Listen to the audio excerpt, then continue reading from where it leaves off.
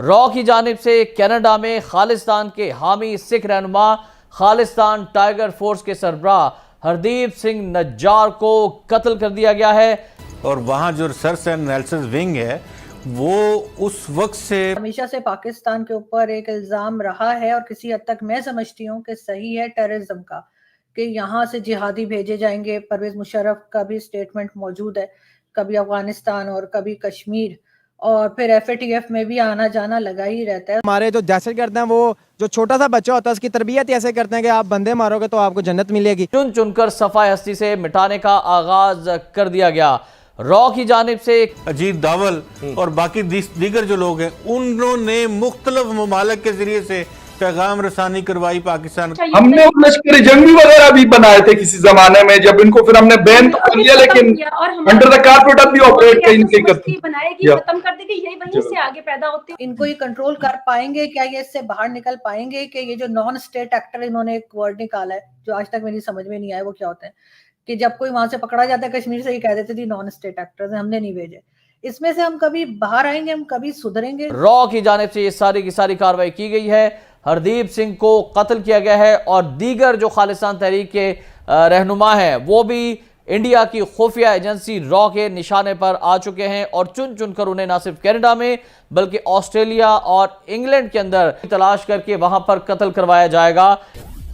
नमस्ते दोस्तों, जय हिंद। हिंदुस्तान स्पेशल में आपका स्वागत है दोस्तों।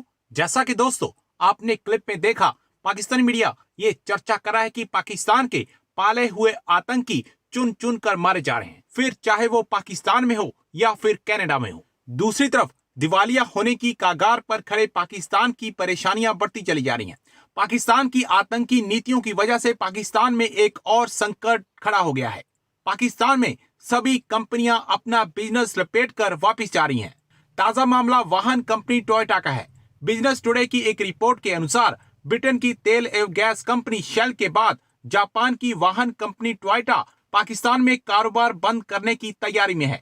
रिपोर्ट्स के मुताबिक टोयोटा इंडस मोटर्स पाकिस्तान में अपना प्लांट स्थायी तौर पर बंद करने वाली है और हमेशा के लिए पाकिस्तान के बाजार से बाहर निकलने वाली है। दरअसल पाकिस्तान शुरू से ही आतंकवाद को सपोर्ट करता है और इसी वजह से कोई भी निवेशक पाकिस्तान में आने को तैयार नहीं है। रॉ की जानिब से कनाडा में खालिस्तान के हामी सिख रहनुमा खालिस्तान टाइगर फोर्स के सरबराह हरदीप सिंह नज्जार को कत्ल कर दिया गया है। हरदीप सिंह नज्जार कनाडा में कत्ल हो गए हैं, फायरिंग करके उनको कत्ल किया गया है। रॉ की जानिब से ये सारी की सारी कार्रवाई की गई है। हरदीप सिंह को कत्ल किया गया है और दीगर जो खालिस्तान तहरीक के रहनुमा हैं वो भी इंडिया की खुफिया एजेंसी रॉ के निशाने पर आ चुके हैं और चुन चुनकर उन्हें न सिर्फ कनाडा में बल्कि ऑस्ट्रेलिया और इंग्लैंड के अंदर, जहां पर भारतीय सफारतखाने से भारत का तिरंगा उतार दिया गया था और नीचे गिरा फेंका था सिखों ने, अब उन लोगों को भी तलाश करके वहां पर कत्ल करवाया जाएगा। ये अहम इंकशाफात सामने आए हैं और ये सारी की सारी भारतीय खुफिया एजेंसी रॉ की कारस्तानी है। हमेशा से पाकिस्तान के ऊपर एक इल्जाम रहा है और किसी हद तक मैं समझती हूँ कि सही है टेररिज्म का, कि यहाँ से जिहादी भेजे जाएंगे। परवेज मुशर्रफ का भी स्टेटमेंट मौजूद है, कभी अफगानिस्तान और कभी कश्मीर, और फिर एफएटीएफ में भी आना जाना लगा ही रहता है। उससे भी लगता है कोई खास फर्क पड़ता नहीं है।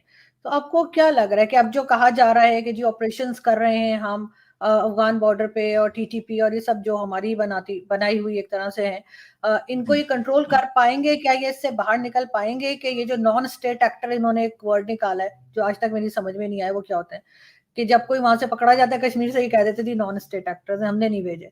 इसमें से हम कभी बाहर आएंगे, हम कभी सुधरेंगे, सीधी बात है। देखिए, we can only be fixed from the outside. उसकी वजह ये है कि अगर हम हमारे ऊपर छोड़ देना इस बात को कि इन ऑफशूट्स को खत्म कर दें, तो हमने करना नहीं था। ये तो भला हो एफएटीएफ जैसे इदारों का अभी उस पर मुकम्मल जो है वो एप्लीकेशन तो नहीं हुई उनकी टर्म्स की, यहाँ पे अभी भी ग्रे लिस्ट में चले जाते हैं, वाइट में नहीं जाते। तो लेकिन है ये कि टेरर फाइनेंसिंग की जो कर्टेलमेंट है उसको रोकने के लिए अगर हमें बाहर से प्रेशराइज करेंगे तब वो हो सकता है। तो सबसे बड़ी चीज़ ये है कि अगर 70 साल के अंदर हमने ये ऑफशूट्स क्रिएट किए हैं और इसका फ़ायदा नहीं हुआ, तो वही बात है कि जो हिंदुस्तान से दोस्ती की बात करेगा उसको सबसे पहले इस चीज़ को बंद करना पड़ेगा। तो इसीलिए जो हिंदुस्तान की तरफ एक फ्रेंडली पॉलिसी होगी, अब जनरल बाजवा साहब का भी विजन यही था कि हिंदुस्तान से दोस्ती करनी है, लेकिन नहीं करवा सके कुछ भी।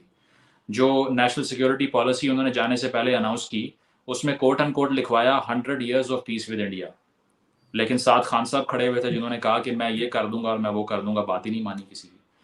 इसके अलावा अदारे के अंदर जो सोच थी वो उनसे एग्री नहीं करती थी।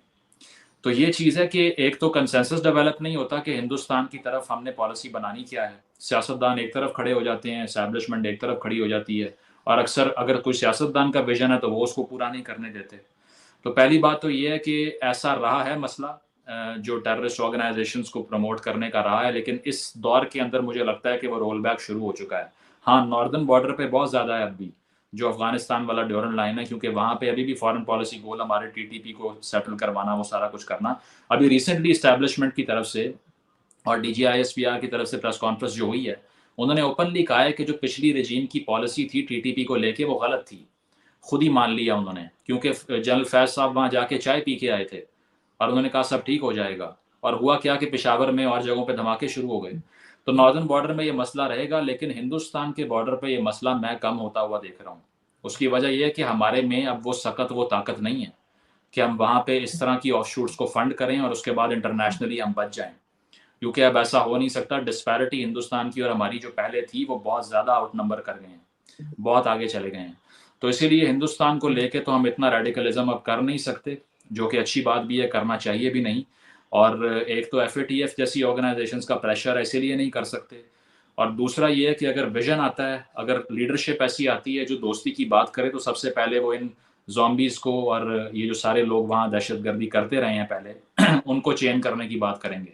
तो इसका ताल्लुक भी रियासत की परसेप्शन से है कि वो देख किस तरह रहा है हिंदुस्तान को।